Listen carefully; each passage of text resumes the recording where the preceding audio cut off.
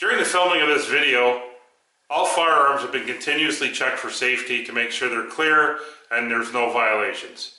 All firing is done by licensed shooters and all safety precautions on the range are observed at all times.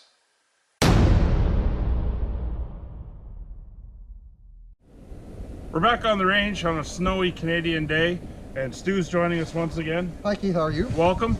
Today we're going to be looking at another historic weapon, probably one that's well known around the world, the 1911. Stu, what have you brought us? I brought you a World War II 1911 Ithica pistol. This one here is actually highly modified due to the fact being that when I first picked it up 20 years ago, it was unfortunately very abused and pitted and rusted. So I decided it lost a lot of collector's value, so I thought I'd restore it and make my own modifications to it. Excellent. Now you said this is an Ithica. Was that made under license then? Yes, it was. What happened is that during World War II, they needed a lot of firearms made, and Colt couldn't keep up with the manufacturing process, so they asked other companies like Ithica and Remington, for instance, to help with the war effort and make pistols.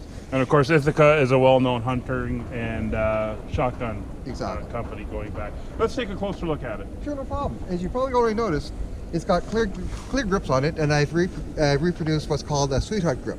So I've got a famous pin-up girl on one side, and what I've done is on the other side, I've kept clear so that you can see when the magazine is in, the round count. From here, you can actually see I put an extended slide catch lever on it. You can see Novak sights on it with tritium inserts.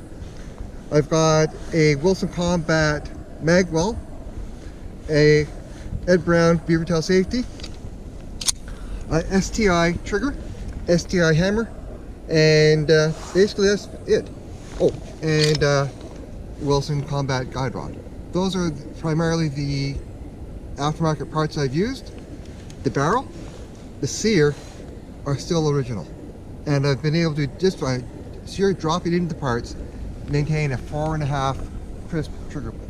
Excellent. So not your standard Colt 1911, but due to the damage and wear, you have to do some replacements. Exactly, and if anyone knows anything about the U.S. Marine Corps and their MEU pistols, I've sort of modeled it after that, but at the same time kept some historical traits as in like sweetheart grips just to give it some colorful flair to it. Right, and then 45 ACP? 45 ACP. Single stack mag, 8-round capacity? It is now. Actually, the original magazines were 7-round. Okay. But you can get aftermarket factory that hold 8, which makes it a whole lot easier. Excellent. So shall we see how she shoots? Sure, no problem. All right.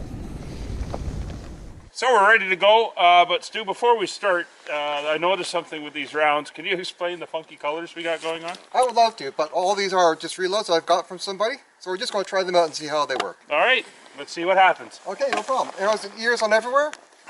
Ears and eyes are on. Okay.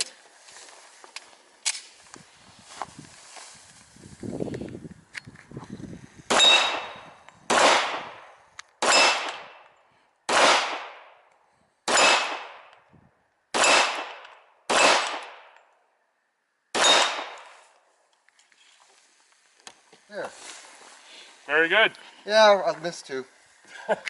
Oh, you got all the targets over to the one side.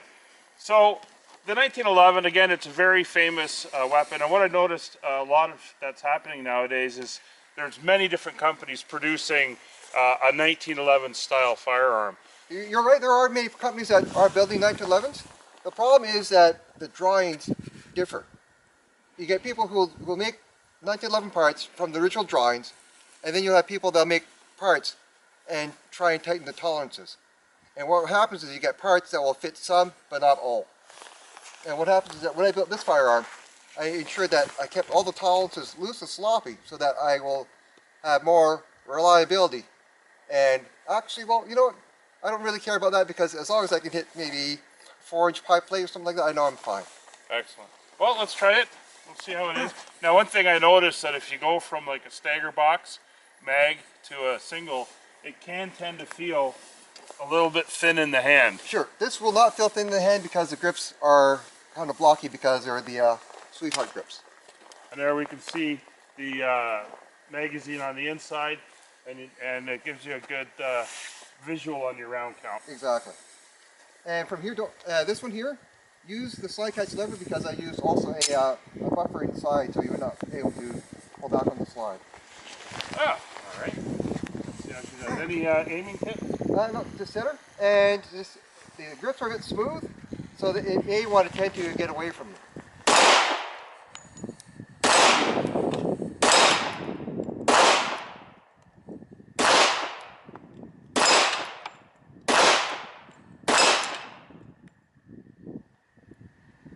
Oh, that's it. That's it. Excellent. Well, Stu, once again, thank you very much for coming out, No problem. and we'll see you next time. Sure.